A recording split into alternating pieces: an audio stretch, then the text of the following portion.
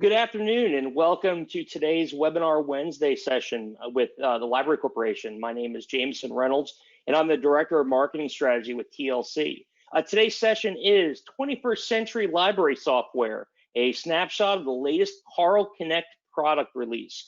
A couple of ground rules before we get started. I say ground rules, it's definitely not a rule, more of a suggestion. I will let everybody know that's on the call. We do have members from the CARL product team, and we will do some introductions here in a second. And we are going to go through the most recent release that we released with CARL. I do want to say, if you have questions, please do not hesitate to ask those questions as we go in. There is a chat area on your control panel for you to be able to submit questions. We will see these as we come in, and we may try and answer them as we can as we go through. Or what we will most likely do is hold these to the end, and we will address these questions at the end of the session. So before we get started, before we get into the content of what was released with the most recent release from CARL, let's kind of go ahead and introduce everybody that's on the call. Ebony, let's begin with you. Ebony, take it away. Good afternoon. My name is Ebony Pacheco-Hoos. I am the manager of CARL Product Management. I work out of the Denver office of TLC, or the Denver-based office of TLC, since I am at home right now. I've been with TLC for 13 years. Awesome. And now Lisa? Thank you. I'm Lisa Dibbern. I am the subject matter expert for CARLConnect Discovery, online borrowing registration, and suggest a purchase. And I've been with TLC just a little bit over a year. And prior to that, it was about 14 years in a variety of libraries. Awesome. Beth? Hi, yes, my name is Beth Lazarczyk, and I'm a product owner with the Denver office, and I have been with TLC for 13 years as well. And prior to my role in product management, I held some different positions within customer relations. And before joining TLC, I worked in special libraries and archives. Excellent. And rounding us off, Jessica. Hi, my name is Jessica Seybold. I'm a product owner and subject matter expert for CARLX Circulation and CARLConnect Staff. I've been with TLC about a year, a little bit more than that. And before that, I was working in the Jefferson County Public Library System as an adult services librarian. Awesome. Thank you all for taking part in today's session. And let's get right into it. Ebony, if you would, what was the overall focus of the current release? We had a couple of different overall focuses. Our current release does kind of focus on our product lines, which is CARLConnect Staff, CARLConnect Discovery, CARLX, which is our Windows-based staff client, and our APIs, so our CARL APIs. But the most, typically, one of the most kind of general focuses are going to be our customer priorities. We love our feedback from our customers to let us know kind of what they need, what is emerging in their services, what do they need to be able to provide their patrons the best service that their library can. And with that, we had kind of a couple of things that we really focused on. The first was Authorizenet, which is a library consortia in Wisconsin.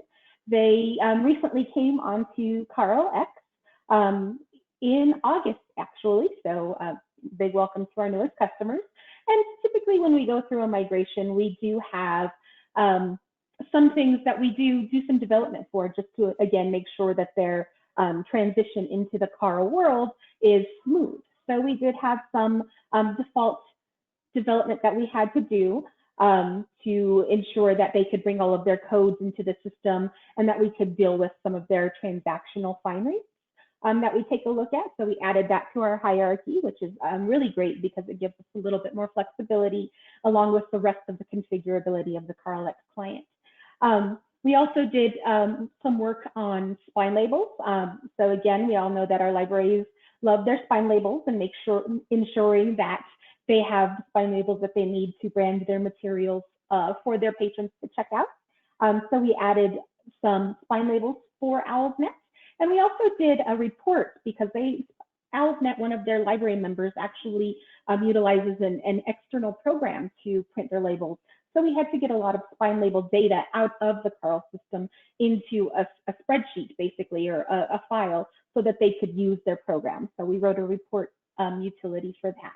So that is kind of our first priority there. But then we also had some gaps that our customers shared with us during our last TLC users conference, which we had. And our customers got together and they kind of went through and shared what their combined priorities were. And a resounding, I lose my words, but one of the things that they were really looking for was us to continue to close the gaps between CARLConnect Discovery Desktop and CARLConnect Discovery Mobile. So we really took that and we ran with it, and we put a lot of work into kind of closing those gaps, making mobile really great for all of our customer patrons on the go. It's something I wish that my local library had, because I want to be able to use it as a patron.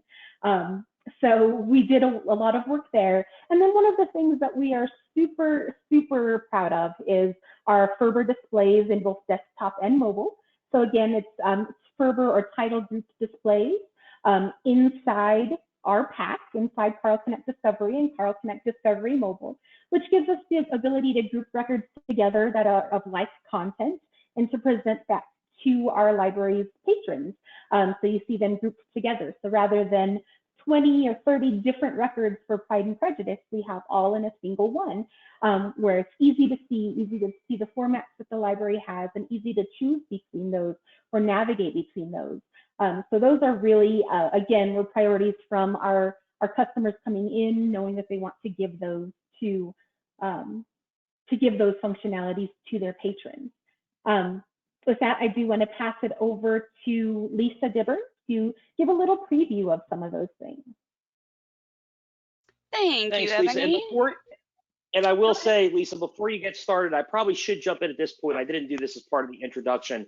I will say that everything that you're about to see on this webinar, that Lisa's about to show you, is all specific to CARLConnect. It is all specific to CARL. I do want to make that caveat because we do have two different platforms, CARL and Library.Solution, and nothing you're going to see today is in Library.Solution. If you are interested in Library.Solution after this, we do have a webinar archived on our website from last week's session, which did a very similar topic as what we're doing now. And I will say before Lisa starts, Ebony did mention TLCU. That is our annual users conference. We do have it every year, hence the annual. And this year we are virtual due to where we are in the world right now. And if you have more information or you want more information about TLCU, we'd be more than happy to provide that. And Lisa, that was so rude of me, and I'm very sorry for jumping in, but I did want to do that before we went any further. It's totally fine. Absolutely fine. Okay. All right. So I'm going to bring up my screen, hopefully. Yes. All right. So what we're looking at right now is our kind of responsive design that I can show via desktop. So this is what our mobile catalog looks like. So, and as Ebony mentioned, a lot of our focus in this last release was really covering those mobile gaps. So with the CARLConnect Discovery 3.6.1 release, our team worked to close several of these high-profile mobile gaps, including loan history, save list, save searches, and the ability to place an issue-level hold via mobile. So new functionality, and I just want to mention this because we won't go over all the features, but new functionality was also implemented in CARLConnect Discovery Desktop and Mobile to provide an opt-in email. And in desktop, we developed an option for a collapse view as well as an alert banner for desktop. So what I want to do right now is just demo some of the mobile specific features.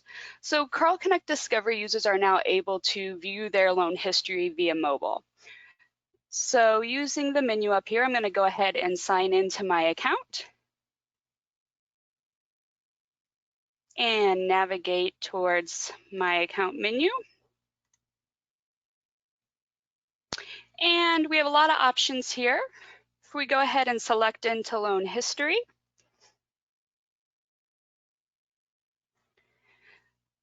so now when you're viewing loan history, you have the ability to sort the items on loan history by checkout, title, and author using the drop down at the top.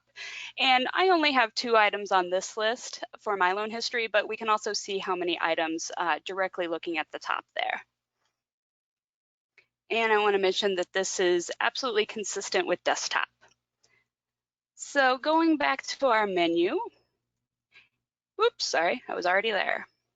And directly down the list, we have saved list. Perfect, okay. So from my account, when users are logged in, they're able to create a saved list, view this saved list, and edit saved list in the following ways. Directly under the saved list name, you can see the rename, delete, and email options for each list. And from this view in the orange pill to the right, we can also see specifically how many items are on each list. So in addition, if I select into a list, I can sort my items, again, by title, author, and publication date. And further, users have the ability to go ahead and rate a book with the star ratings, check the availability within the catalog, or remove it from a list. You can also place hold the more options happens to be for the ebook. All right, so what I'm going to do now is I've showed you the functionality of save list, and I'm just going to go ahead and initiate a save list through mobile. And it's spooky season, so I'm going to go ahead and look up Halloween. And once I find an item that I want to put on my list, say the Halloween Fun Cat, I'm going to select into that title, and I'm going to hit Add to List. So when the dialog box pops up to choose a list for Save List, I have the option to go ahead and add it to a current list, or I have the option to go ahead and, whoops, there we go, create a new list. So I'm going to create my Halloween list, add, and we can see that we get a successful notification. And as I select back into my menu and check out my save list one more time, we can see everything's updated and we do have my one item on my Halloween list. All right, one more time back to that menu so we can talk about save searches. So save searches can now be viewed via mobile, and users have the ability to view and execute previously saved searches within the mobile catalog. And in addition, users can rename and delete these previously created searches with the rename and delete directly under the save search name again. And if we go ahead and select the dropdown, we can see our query information. So specifically for the social justice save search, it tells me what keywords or advanced search I would have used, what I filtered it by, which was year and format, and the date the save search was created. So another great feature for mobile is the issue level holds, and now they are now available to be placed during or via CARLConnect Discovery Mobile. So I'm going to initiate a search, and I'm going to look up Frommer's Disney, you know, for when I can travel. Whoops, I didn't spell that right, did I? There we go. All right, so I'm going to select this title because I know it has issues on it. And I can see what issues are available here with our all copies view. I'm going to go ahead and place hold. So if you are not already logged into your account, you will be prompted to log in to place a hold. For this one, I have the options to change my pickup location, as well as select one or multiple items to place on hold. I'm going to select place hold, and I'll get my success banner at the top letting me know what position I'm in if you have that turned on.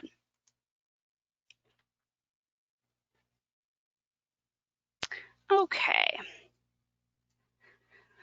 So I'm going to actually jump out of this view and go to desktop to talk about our Ferber group title display.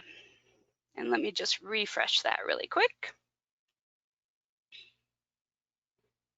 All right, so you should all be seeing our landing page for CARLConnect Discovery. So as Ebony mentioned, a lot of our focus too was on our group title display and rolling that out and having FRBR available for our customers. And this meant enhancing some of our UI features, boosting series, and making sure that we follow all of our ADA compliance. And with the previous release of 3.6, we did update our Lucene, bringing it to Lucene 5 and bringing back a new Lucene facet library with additions like Available Now and enhanced searching on synonyms, as well as characters like the ampersand. What I'll go ahead and do is do a search of Pride and Prejudice. So from our search results page here, we can see that our second result happens to be the Pride and Prejudice trusted record. So from here, we can see that we have multiple formats, all within one grouping. We have on the left-hand side, our facets are still available for our users to filter. And if I go ahead and select into our trusted record page here, there we go, we have even more options. So I can select to look at books on CD or any other format within this page. I can continue to filter even more. If I want to, I'm going to go ahead and just look at my books on CD, check out borrowing rating. Ooh, one with 5 stars, that is available, and that is an ebook. So again, you'll see the download for ebook, but we also have the option to add to list or share this. And if it's an item you can place a hold on, you will see that orange place hold button right at the beginning. So another big focus in this release was also ensuring that our product lines keep up with current standards and technologies. And we're going to specifically talk about the Authorizenet AcceptHosted integration. So with the depreciation of Authorizenet legacy API functionality, it was necessary to update to an AcceptHosted API. So CARLConnect Discovery e-commerce uses Authorizenet AcceptHosted API to provide a fully hosted payment transaction solution. And Authorizenet pretty much takes care of the form, the transaction itself, and the receipt is optional. And I want to mention that this is mobile optimized as far as the payment, and this enables developers to use the Authorizenet API to submit payment transactions while maintaining that SAQA level PCI compliance. So everything I'm about to show you on desktop is completely functional in mobile as well. So I'm going to take a look at my account, and I can already see that I have fines. So let's view those. So from the fines page here, I can see that I will be charged a 50-cent processing fee. And this is specific to libraries. If your library doesn't have that processing fee, you would just leave that field blank when you set this up in Discovery Admin, and the red text will not appear at all. So let's walk through making a payment really quick. I'm going to select my $2 fine, hit my Pay Fines, and what you'll see now is our snazzy little slide out form. And I'm going to go ahead and walk through paying my fee. So we can see at the top that not only is my fee, 50-cent fee included, but the fine I'm also paying. On this form, you can set up through admin whether you would like to show the email, require it, or not show it at all, require the card code, or whether you'd like to have a CAPTCHA showing as well. So I'm going to put my fake card number in there and fill out the form. And I'm just going to go ahead and use my California address to pay. And you can see the fines are automatically updated off your account, and we also receive that green success banner at the top. The last thing I wanted, I want to jump in a little bit here. is, again, this was an emerging need because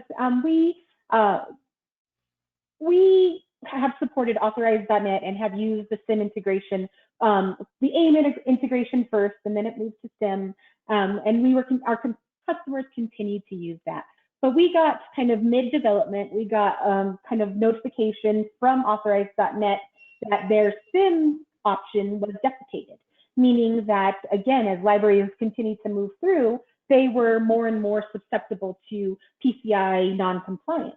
So we had to find room within our release to make sure that we continued to offer something that would allow our customers to stay in compliance. So we wanted to make sure that we kind of took on integration with the AcceptHosted API that Authorizenet now offers. The great thing is, as our customers move to this version, this is what Authorizenet will continue to support, since kind of support was dying out for the SIM option. So now when we run into some issues like we were running into with the SIM integration, we can continue to work through and make changes and work with Authorize.net to ensure the best kind of process for our libraries and for our libraries' patrons. Exactly. I'll hand it back to you, Lisa. Thank you. The very last thing I want to highlight, you may have already noticed, it is the red alert banner at the top. So obviously, due to the pandemic and the overwhelming need to close libraries as well as many other businesses, we also needed that ability to alert patrons to library updates. So our team was able to react quickly in developing a new desktop alert.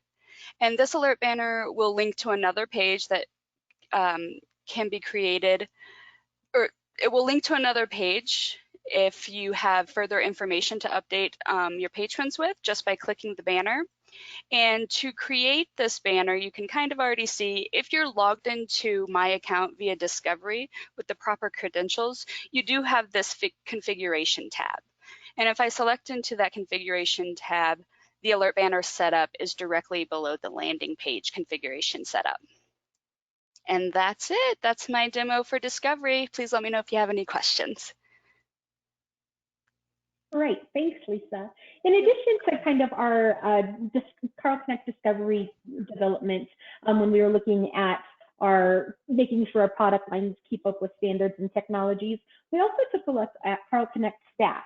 So CARLConnect Staff is our web-based staff product, where we have circulation, item maintenance, report concierge, and where we will be doing more and more development in the future. That is where we're going to be doing cataloging and acquisitions. So it is really the future of kind of staff interactions in CARL, and we are very proud of it. But as we move into this kind of online world, we really do want to take the time to take a look at ADA compliance and making sure that our standards are up to date when it comes to that. So now we want to hand it over to Jessica to show us a little bit about what we've done in CARLConnect Staff, especially in regards to fill lists. All right, let me just make sure I have the right screen shared here. Okay, so in the latest CARLConnect Staff release, we took the opportunity to update the existing fill list functionality to be more user and mobile friendly. Many of our users access fill list on a tablet or iPad, so we optimized our design to be used with materials directly in the stacks. So here's a few of our latest updates. If I go over here to Library Services, and then go to Lists, you can see users now have the ability to scroll horizontally, and that's with a mouse, of course, on the desktop, but you can also swipe with your finger horizontally on a tablet or iPad. We have adjusted the default column order, and we've locked the item number in place here, so as you go through, that stays in one spot. If I make this bigger, maybe you can see the scrolling a little better. Users can also choose to have the hold action menu appear above the grid or in the line item with the grid. So right now you can see that the menu slides in from the side. But if we go to our ... menu up here into settings, we can actually change that to go above the grid, and we'll save. And then we can go back in and see that the menu is now above the grid. So when above the grid is selected, multiple items can be selected to choose the following actions: not found, found, and check-in. So you can see if you just select one item, all the actions are available. But if you select more than one, you can complete multiple action or an action for multiple items at a time. So also in Connect Fill List, the location and media filter lists have been updated to not only display the location, or to only display the location or media of the items that are actually in the list. So you can see these are all in circ, and that really helps as you go through and are pulling items that you don't have to scroll through a huge list of locations or of media types. So finally, the fill list page, as Ebony mentioned, has been updated to address ADA 508 compliance to improve access to information for everyone. So we generally start that process by taking a look at the page with an accessibility evaluation tool, and then we work to address any issues that come up. Some of these updates include larger font sizes, higher color contrasts, appropriate header tags, and alternate text for images. So as we continue developing and getting more functionality from CARLX into CARLConnect Staff and CARLConnect Discovery, actually, we'll continue doing this compliance work. That's kind of the quick and dirty. Now, Beth, go ahead, Jamison. Awesome. Now, Beth, you were the product owner of this team. Can you tell us a little bit about the process of doing the development for it?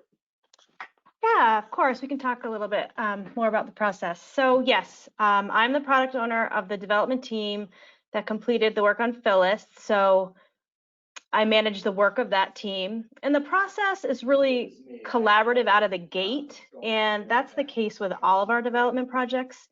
In this case with Fill List functionality, Fill List already existed in CARLConnect, and libraries have been using it, and we wanted to make a number of improvements to it.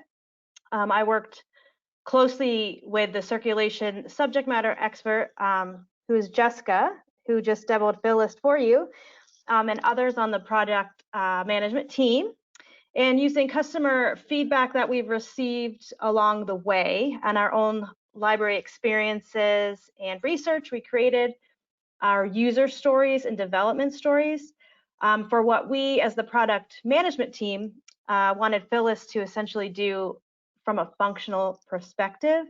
And at that point, we created wireframes of that vision and sat down to plan the work with our developers, who give us their technical expertise on how we can and should accomplish these functional goals from that technical perspective. And then they iteratively built in those changes to Fill List. We touched base as a team every day and completed our QA testing. And now it's in front of our library customers, and we await their feedback so we can continue to improve it. In reality, we're never done, so we can say the list is here and we love it, and our customers love it, but they will continue to give us feedback, and we'll continue to iterate on kind of the view and the development until it gets to a point, where we say, okay, we're done. But then 2 months later, there might be a new request that comes in, and we review it and determine what we can and cannot do. So it's really great. Thank you so much to Jessica for demonstrating that. The last kind of focus of our general release was our emerging customer needs. So we always, again, have kind of emerging customer needs throughout the development cycle. One of them was kind of the alerts that Lisa showed within CARLConnect Discovery. COVID all hit us a little bit by surprise, and we all were working from home, and libraries were figuring out how to let their patrons know, what was happening with the library. So it really let us take some time to figure out how we could help within CARLConnect Discovery, kind of, reach out to customers, fill those needs also doing some things to help when our libraries started opening back up again. So as libraries started moving to curbside pickup, how we could modify our clients and our receipts and our templates to be able to share information out to patrons when they're receiving their hold available notice. You know, some of our libraries did some things with scheduling notice hold pickup, and they utilized functionality that we were able to get in just in time in order to kind of fill that need for their patrons. And then we also, again, had some just in time planning and development that we had to do for Authorizenet. So we had things that we had scheduled, but as we were going through the migration, there were some things that as they were moving through and during their go live process, they found they needed some, additional work on. So we were able to kind of address those and get those into the release as well, ending up with a really well-rounded, access and availability for our customers. Now, Ebony, I will say, when looking at all the features that were just kind of discussed here, and knowing the amount of time you spend with this in order to get the release out the door, I'm kind of curious if we could go around the room and maybe everybody say, really, if there's a workflow or a feature that you're most excited for within this release, really being out in the field. So, Ebony, let's start with you, and then we'll just go from there. All right. So my favorite tends to be pretty consistently fill list. I love it. I love demoing it. I love hearing when our customers use it. I love them telling me what they don't like about it. We sent out surveys as we were doing this development, and we got about 75 respondents from our libraries saying, what they'd like to see, what they liked, what they didn't like, and it was great. And then during the process of development, every time the team would show something, I would be like, again, I'm pretty effusive. That's just who I am. And I'd be like, this is the best, because I think it really, having been one of those people that go out into the stacks and pull router lists or fill lists or pull holds for patrons, I would have loved this, rather than page upon page upon page that I was crossing out as I pulled those books off of the shelves, wheeling them back and then scanning them through. Like the ability to say, oh, didn't find this. Now I don't have to worry about that anymore. I just can say, oh, found it, didn't find it. Oh, found it, didn't find it. That would have been awesome when I was out there doing it. So I love fill lists. Awesome. Lisa? Mine was definitely my discovery alert banner. I had been looking at that ticket last year like, ooh, when can we get a banner? Can we have it flash? Can we have it blink? Can we have it be really annoying? We didn't do that, but we got the alert banner, and it couldn't have come at a better time. Yeah.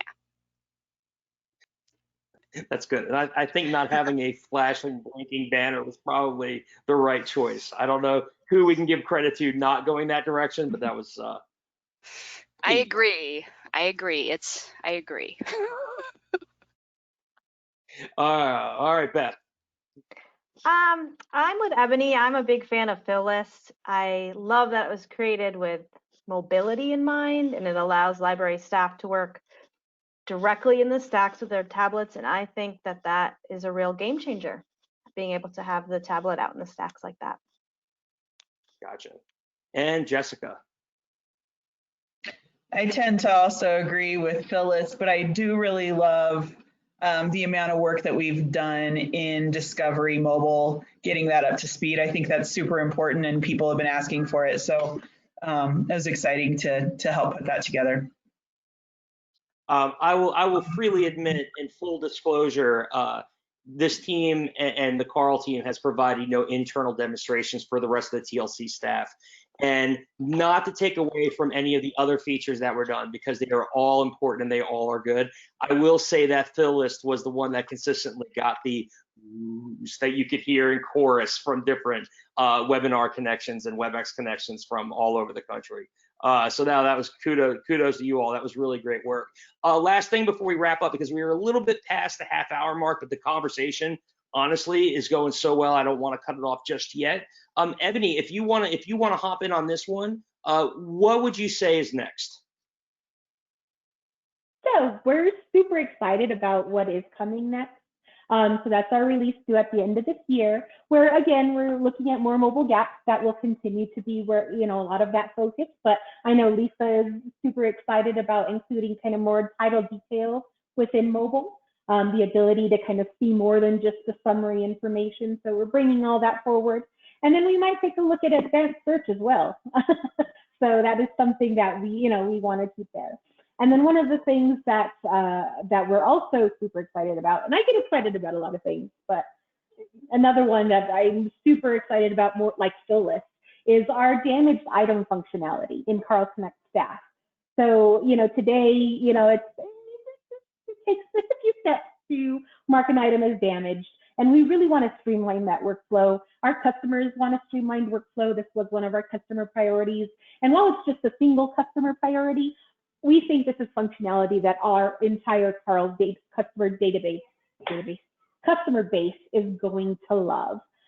So that is definitely where we're going. And we always look at more customer priorities, which we've got through a few already for any of our Carl customers that are there. So they're already developed and will be in the release at the end of the year. Awesome. Now, I do believe we do have a poll question that I think now would be a great time to put that up there.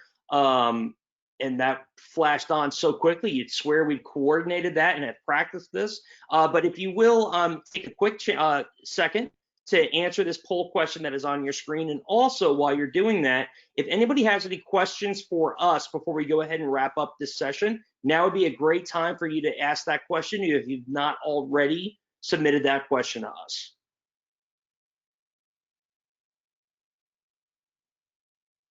And I will say the FRBR grouping in the pack is also pretty slick too. So I do want to make mention of that too. I mean, Phyllis was good, but seeing the grouping of Pride and Prejudice like that is really awesome to see the direction that we're headed. Yes, our AcceptHosted library actually, just as I said, they just went live in August, and they're utilizing that. So it's great because it means we get more feedback. We've had great feedback from our libraries during our testing phases. But there is definitely more excitement for us as we get kind of real world usage out there so that we can continue making it better. There are other discovery layers that have that, and they do great work.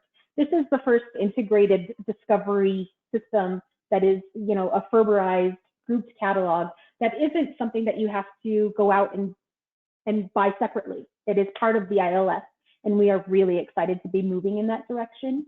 There is a FRBR webinar that we gave a couple of months ago.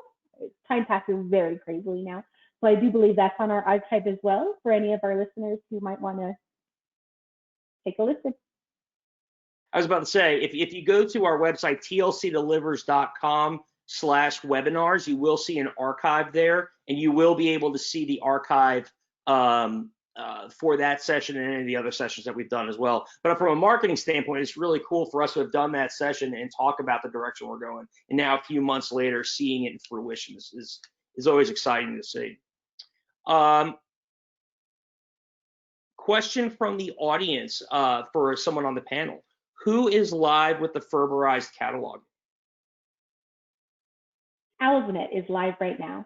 Awesome. And they have that in production.